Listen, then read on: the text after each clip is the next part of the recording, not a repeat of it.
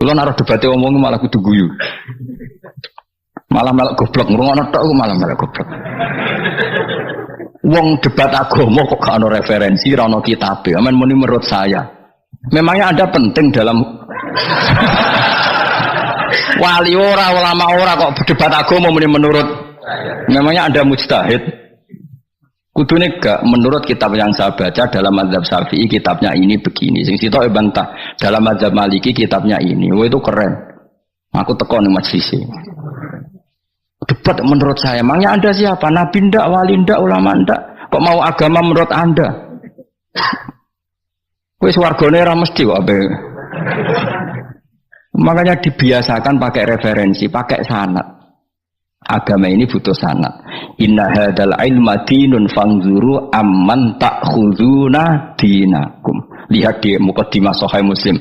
Agama ini ilmu, ilmu ini agama. Maka lihatlah ilmu itu kamu ambil dari mana? Karena tanpa sanad ini bahaya. Bahayanya tadi misalnya begini. Ada orang alim soleh berteman orang kafir, atau berteman orang fasik, atau berteman perempuan cantik. Dia alim lah, alim soleh saya ulang lagi.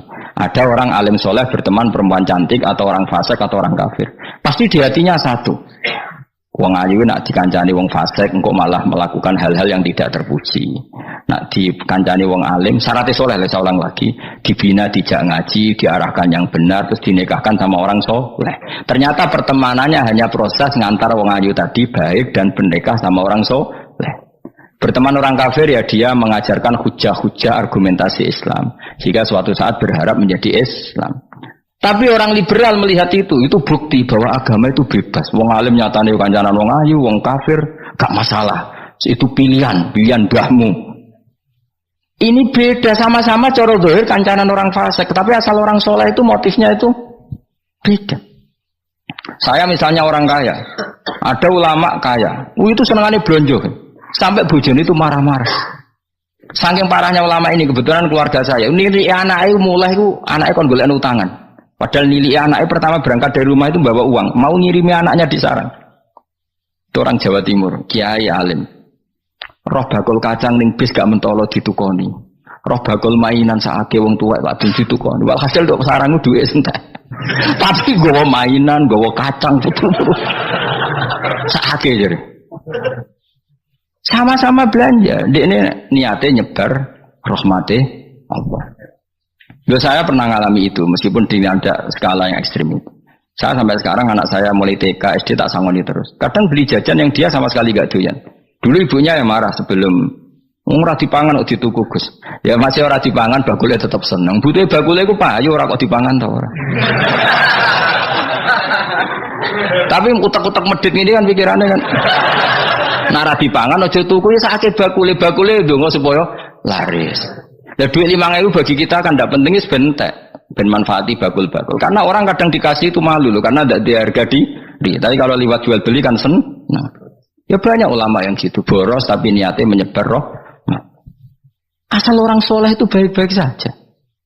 Orang soleh melete, wah duitku akeh tenang wae.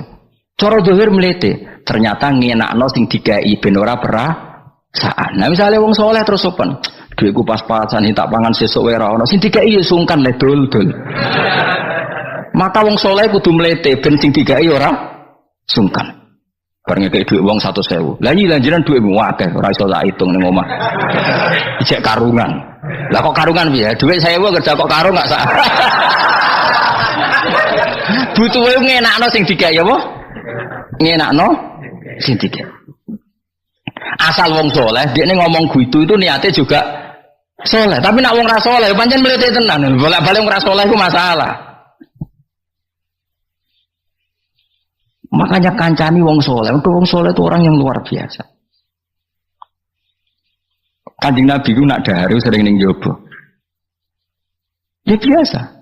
Ketok wong akeh. Karena Nabi gak ada kepentingan beliau jadi Nabi setelah Nabi Isa alaihissalam yang saking sakralnya, saking priainya malah kebablasan dianggap sebagai anak Tuhan. Maka Nabi ngetokno kemanusiaan. Bahkan kalau dahar itu sering di luar. Gue ngetokno anak Nabi itu dahar sebagai umumnya kayak apa orang soleh. Lho kula nate berusaha khusyuk iku meneng. Malah nyipi kuwi elek.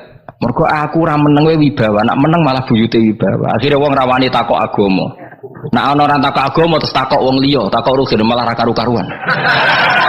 Tapi baru kayak aku sering guyon gejolokan orang berani tanya. Baru kayak berani tanya, ilmu dikembalikan pada ahlinya. Jadi wong soleh ku ngomong terus yo barokah saenak yo barokah asal dekne soleh alim barokah terus. Tapi nak wong ra soleh goblok ya mbok meneng ben wibawa. Nah ibadah anggap wali terus akeh sing sowan innalillahi wa inna ilaihi rajiun. Aneh-aneh wae. Modus iki ngene wae. Lho iya, kaya kasus di Probolinggo andekan wong ra jubahan niku ora ono sing percaya. Dia dipercaya karena modus apa? Kesalehan. Umpama ndekne nganggo kathok seprapat terus pakpon ning pasar, ayo aku bisa gadakan uang, percaya ta ora? Baru kayak jubahan ibu-ibu soleh. Maka sarana kesalehan ini kalau di mata orang nggak soleh, di tangan orang nggak soleh itu bahaya. Makanya kata ulama, kata Imam Haram, kena alim, uripmu biasa wae. Dia sampai kowe terlalu khusyuk terus nak ngomong dindel, padahal keliru ngomongmu iku. Mergo anti bener kok sampean ini bener. Ora alim wis sepeda motor ya sampai dang-dang terus sampai rokokan itu wis bener. Kowe nek bebo khusyuk malah bahaya. Dikira ahlul ilmi jebule ngloyor napa. Mulane kan apa melete tak anggap pinter ini. Menutupi apa? Wis pokoke terusno dhewe. Jadi itu ada aturannya. Pokoknya yang penting itu soleh alim. Makanya saya berkali-kali cerita, saya punya sanad sampai Sufyan bin Uyainah itu termasuk gurunya Imam Syafi'i. Ya gurunya Imam Syafi'i itu yang paling masyhur itu Muslim bin Khalid Az-Zanji ketika kecil. Beliau diajari sufi oleh Sufyan bin Uyainah. Kemudian ngaji hadis sama Imam Malik. Cuma di Indonesia yang terkenal beliau hanya muridnya siapa? Imam Malik. Sebenarnya dia ngaji lama itu malah sama Sufyan bin Uyainah. Sufyan bin Uyainah ini yang punya riwayat bahwa Nabi Isa dan Nabi Yahya pernah bertemu. Ketika bertemu di satu kampung, sing Nabi Isa tanya, "Aina sirarun nas?" Lalu rumahnya orang-orang fasik di mana? Sing Nabi Yahya selalu tanya, "Aina khiyarun nas?" Lalu rumahnya orang-orang baik di mana? Ini sama-sama Nabi dan sama-sama muda. Kita tahu Nabi Isa juga wa atainaul hukma apa? Sobia. Nabi Yahya ya Yahya khudil kitab bi quwwah wa atainaul hukma sobia. Nabi Yahya juga mulai cilik alim, Nabi Isa juga mulai cilik alim wa yukallimun nasa fil mahdi wa kahla. Ini sama-sama orang alim mulai kecil, hanya dua itu, Yahya dan siapa? Isa. Itu sezaman. Saya ulang lagi sezaman. Sama-sama anaknya orang keren, Yahya bin Zakaria, anaknya Nabi. Isa bin Maryam adalah wali besar. Nasabnya. Akhirnya Nabi Isa yang mulai tanya, "Limada tas'al aina khiyarun nas?" Kenapa kamu tanya rumahnya orang-orang baik di mana? Kata Nabi Yahya, kumpul orang soleh itu enak, nyaman. Ya kan nyaman kan kumpul orang soleh, tidak ada narkoba, tidak ada kegaduhan, tidak ada berisik. Terus gantian Nabi Yahya tanya, "Limada tas'al aina sirarun nas?" Lalu kenapa Anda tanya di mana rumahnya orang-orang buruk? Terus kata Nabi Isa, "Anan Nabi, saya ini Nabi, biman zilatit tobib, ibarat dokter, udawil marto, maka saya mengobati yang sakit." Kalau Anda seorang dokter, nyari sampling penyakit, nyari di endemik daerah penyakit apa daerah sehat? Penyakit. Ya tapi kalau kamu takut ketularan, nyari daerah sehat apa daerah berpenyakit? Itu sama-sama mazhab dalam ilmu. Dulu itu ya biasa, perbedaan seperti itu biasa saja. Karena semuanya karena ilmu. Sekarang enggak, kubu sebelah yang ngotot, kubu sebelah ya dalile pokoknya. Mana ada ilmu dalile pokoknya? Pokoknya kunut itu gini, kalau enggak kunut gini. Memangnya Imam Syafi'i lahir tahun berapa? Kunut enggak kunut itu ada sebelum tahun 12 dan tahun 26. Gue eleng-eleng. Nah di vulgar roh cari vulgar. Nah iku ra paham banget tenan. Maka orang-orang alim tahunya ya kunut dan tidak kunut itu al-khilaf baina madzhabi Syafi'i wa madzhabi Abi Hanifah. Sekarang tahu-tahu di zaman akhir jadi politik identitas. Kayak misalnya begini, tak contohkan lagi perdebatan. Pakai peci putih. Gus Naji itu putranya Mbah Mun meyakini pakai peci putih sunat sehingga santrinya pakai peci putih. Mbah saya Ki Hamid Pasuruan juga pakai peci putih. Santri sebelah kiri semuanya pakai peci putih karena putih itu sunat, ya sudah pakai peci putih. Tapi kalau Mbah Mun itu santrinya nggak boleh pakai peci putih, haram kata beliau.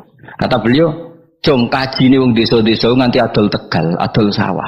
Mbok saingi ketuli 5.000. Nglarakno atine wong dosa apa haram? Dosa, Mbah. Lah ya iku dosa, mulane haram. Sehingga takanya akan santri sarang semua. Enggak ada santrinya bangun pakai peci putih, kecuali yang sudah kaji. Karena pikiran beliau itu menyakiti orang katanya. Karena kaji ini adol Tegal disaingi 5.000. Tapi Mbah Mun sebagai orang alim yang membiarkan pondoknya Gus Najib pakai peci putih. Mbah Najib juga membiarkan ketika pondoknya Mbah Mun pakai hitam. Makanya saya keterusan peci hitam. Saya itu sudah kaji, tapi karena saya mulai dulu gak pernah pakai peci putih terus keterusan sampai sekarang. Tapi suatu saat aku yang ngagukan kan, entah kapan suatu saat. Jadi aku soal Nabi keturunan iri, keterusan diharamno terus kebablasan ini. Itu logika ijtihad. Sama misalnya khasnya ulama itu pakai jubah, pakai apa? Ya sudah itu khasnya ulama. Terus kayak misalnya neng parkiran macak ngono, alasannya anut ulama. Kira-kira menyinggung orang apa ndak kira-kira? Kue kelakuan cek ra karuan jubah sunah Rasul terus kene barang kritis delok wong macem-macem jubah. Kacau gak? Elek-eleki nasab apa enggak? Boy orang itu mikir, jadi karena ada selalu masalah ijtihadiyah. Abdullah bin Mas'ud dulu itu kalau sholat itu nggak pernah pakai baju resmi, seringnya pakai sarung tok, kadang nggak pakai baju. Ketika ditanya, kamu ashabu Rasulillah, kenapa sholat dengan cara seperti itu? Terus beliau ngendikan, wong ben roh nak standar minimal sholat seperti ini. Kalau saya sholat selalu pakai pakaian sempurna, nanti dikira itu aturan fardu dan umat menjadi berat. Sampai seperti itu ulama menjaga konstitusi bahwa yang penting dalam sholat adalah satrul aurat. Zaman itu sudah sahabat dan tabiin karena Nabi sudah wafat itu sudah pakai pakaian lengkap. Tapi Abdul bin Mas'ud tiap sholat di masjid dia menunjukkan pakaian paling tidak lengkap. Jadi pernah beliau sholat itu hanya pakai sarung terus diikatkan di lehernya. Ketika ditanya, dulu kita dengan Nabi pernah sholat seperti ini. Akhirnya ulama menjadi tahu nak ngono sholat paling pokok itu nutupi mabena surah war rukbah. Andai kan tidak ada cerita Abdul bin Mas'ud mungkin dikira sholat syarat sahnya ya seperti itu. Maksudnya pakai jubah terus, pakai pakaian begitu terus. Barokahnya Abdul bin Mas'ud orang tahu standar minimal. Jadi kalau ulama itu motifnya seperti itu. Rasulullah kira-kira senang qiyamul lail apa enggak? Senang. Tapi beliau qiyamul lail di masjid hari keempat, hari kelima sudah tidak keluar ke masjid. Karena Nabi kalau selalu melakukan nanti dikira fardu. Tapi kalau enggak melakukan nanti orang tidak qiyamul lail. Maka Nabi pernah melakukan ya pernah tidak. Ya sudah itu konstitusi dalam tradisi ulama. Jelas ya. Saya sholat di pondok saya sendiri sering jadi makmum. Karena semua kiai sudah jadi imam. Nanti dikira syarat sahnya imam itu kiai. Repot. Makanya saya tunjukkan kiai juga boleh jadi makmum. Andai kan semua kiai jadi makmum, saya nanti jadi imam. Ya semua ulama mulai dulu tradisinya gitu. Karena yang dikatakan fardu kifayah itu kalau sudah ada yang melakukan, yang lain tidak usah. Biar seimbang. Sekarang enggak ada geruduk kabeh. Makanya terus kacau. Coba sekarang misalnya gini, andaikan semua orang melakukan kebenaran kesunatan, yaitu misalnya semuanya ambisi itikaf di masjid, terus tidak ada orang melakukan kebenaran ngerumat yatim, ngerumat jenazah, ngerumat jalan-jalan raya, kan kacau. Mergo semuanya satu variasi kebenaran itikaf di masjid. Yatim sedang do mati, mergo do itikaf kabeh. Tapi baru kayak ono sing itikaf ning perapatan, nek ono wong tiba iso nulung, nek ono wong kesasar iso takok. Baru kayak wong sing itikaf ning perapatan. Sayange tuh hitung-hitung barang ku sayange. Sajane niat itikaf ku sah. Nawaitul iktikaf linusratit thoriq. Niat ingsun itikaf nulungi dalan ben nek ono wong butuh. Coba sekarang, orang yang kecelakaan, pertolongan emergensi orang yang itikaf di jalan apa yang di masjid? Di jalan, barokahnya banyak, itu tim SAR gratis. Umpama do niat soleh kabeh bumine pangeran, sah mbok itikaf. Mulai sesuk gak apa-apa, itikaf ning perapatan. Tapi buktikan kamu tidak berbuat macam atau tulisi relawan orang tersesat. Jadi ajane kebaikan itu ada di mana-mana. Makanya Nabi menyatakan kebaikan orang itikaf ya dikatakan Nabi baik. Orang yang jalan-jalan kemudian ada duri disingkirkan juga disifati Nabi orang baik. Orang yang rumah yatim disifati Nabi orang. Bahkan orang yang hubungan intim dengan istrinya sama Nabi ya disifati orang baik. Sampai sahabat tanya, masa urusan situ dapat pahala ya Rasulullah? Loh iya, andekan itu sama orang lain kan malah dosa. Berhubung sama istrinya maka dapat pahala. Kayak apa Nabi ngitung kebaikan sekian banyaknya? Tahu-tahu di zaman akhir kubunya saja yang baik. Ini apa-apaan? Ini iskal deh. Yo marah ini yo tobat deh. Kebaikan adalah sesuatu yang dikatakan Allah baik di kubu kita maupun di kubu sebelah. Mau kubu sebelah ya apa saja. Baik di partai kita maupun di partai sebelah. Maupun di ormas kita maupun ormas sebelah. Karena semua kebaikan otoritasnya di Allah Subhanahu. Ada Nabi yang senangane ngurus wong fasik, Nabi Isa. Karena berpikiran Nabi itu tabib, ya tabib itu yudawil mar untuk mengobati yang sah. Ada Nabi kayak Nabi Yahya. Karena kalau orang kayak kamu tak suruh ngobati orang fasik, kira-kira katut tak sing fasik tobat. Cara rohin tak cul ngobati wong wayu, kira-kira sing katut sapa?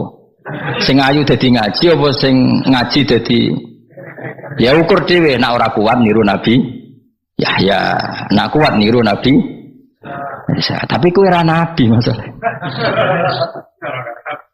Ya sudah, yang penting roh ilmunya, bahwa dulu itu biasa. Paham ya? Makanya Sayyidina Abu Bakar jadi wali karena akhlaknya baik. Tapi akhlak baik itu tidak cukup untuk melindungi Rasulullah. Karena ketika Nabi diteror, Abu Bakar tidak bisa berbuat banyak. Sehingga ketika Abu Bakar sudah Islam, Nabi itu masih sembunyi.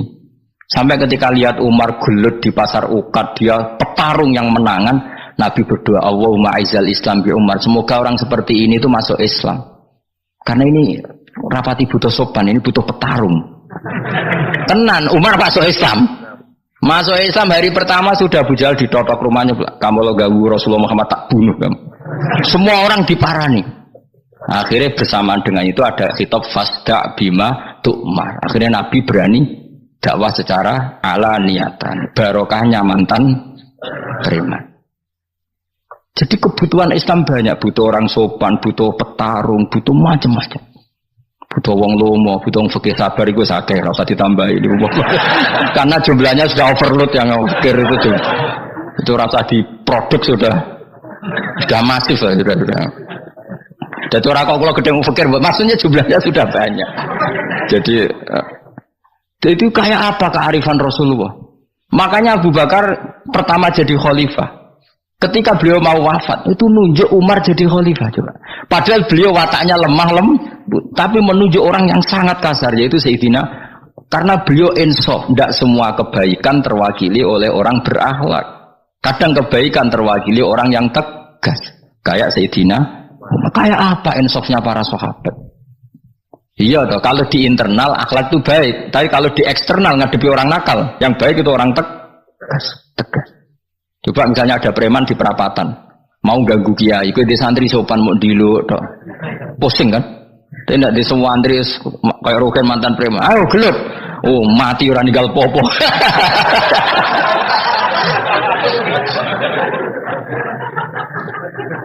Itu kan keren, apa?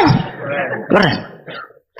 Makanya Abu Bakar ketika, lu ya, sama tahu kan hadisnya Umar, setiap ada orang munafik macam-macam pamitnya sama Nabi, dani adrib pun izini Nabi tak biya coy. Ya setiap hari kegiatannya gitu terus.